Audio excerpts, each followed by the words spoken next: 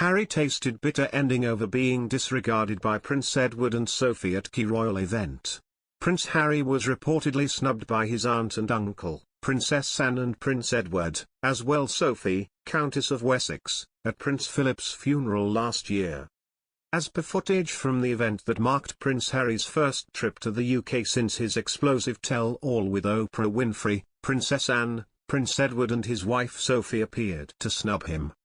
A royal insider at the time told that Prince Harry was shown a great deal of frostiness from the firm at the funeral. The source also said, "They are very upset. They are putting on a united front for the Queen. They all think he has behaved appallingly." More than a year later, Prince Harry returned to the UK with his wife Meghan Markle and children, Archie and Lilibet, for the Queen's Jubilee festivities and once again, was met with frostiness.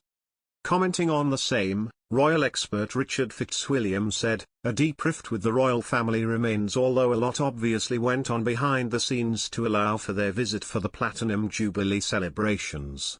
Prince Harry and Meghan Markle were not more visible at the Queen's Platinum Jubilee celebrations as they knew they wouldn't have centre stage seats," a royal expert has said. The couple only attended one Jubilee event publicly, the service of Thanksgiving at St. Paul's last Friday. They were sat in the second row of the cathedral and across the aisle from Prince William and his wife Kate, with the couples not acknowledging each other or exchanging eye contact. Apart from being glimpsed at Trooping the Colour last Thursday, Harry and Meghan were not seen at any other royals events and even left to travel back home to California before Sunday's Jubilee pageant ended. They left because they weren't in the front row. "I believe that's why they weren't at the other celebrations, as they did not have centre stage seats." Her comments come after fellow royal expert and biographer Duncan Larkham claimed Harry will be haunted by the Queen's Platinum Jubilee celebrations for the rest of his life. He pointed to the fact that Harry and Meghan and their family flew home to California before the festivities ended, saying it was very telling. Duncan explained, "Those 4 days will haunt Prince Harry for the rest of his life. They, the Duke and Duchess of Sussex, were relegated to sitting behind the Duke of Gloucester. They didn't take part in any way, shape or form visibly at the Trooping of the Colour, and fair play to them. You can take your pick with things they were excluded from this weekend, whether they excluded themselves or not. They flew home on a private jet before the thing had even finished. That you could say was just them being respectful of not stealing the limelight, but that will not be how Prince Harry sees it.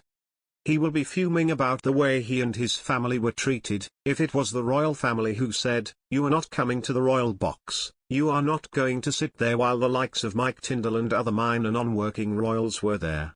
Prince Harry and Meghan Markle may never make a permanent return to the UK because of their previous behaviour, a royal expert has claimed. The Sussexes returned to the UK last week for the Queen's Platinum Jubilee, just the second time they have done so as a pair since leaving the royal family in 2020. They kept a relatively low profile throughout the event, with some brief public appearances at Trooping the Colour and in St. Paul's Cathedral.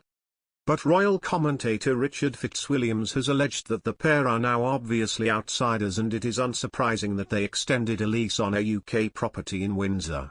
He told, "A deep rift with the royal family remains, although a lot obviously went on behind the scenes to allow for their visit for the Platinum Jubilee celebrations.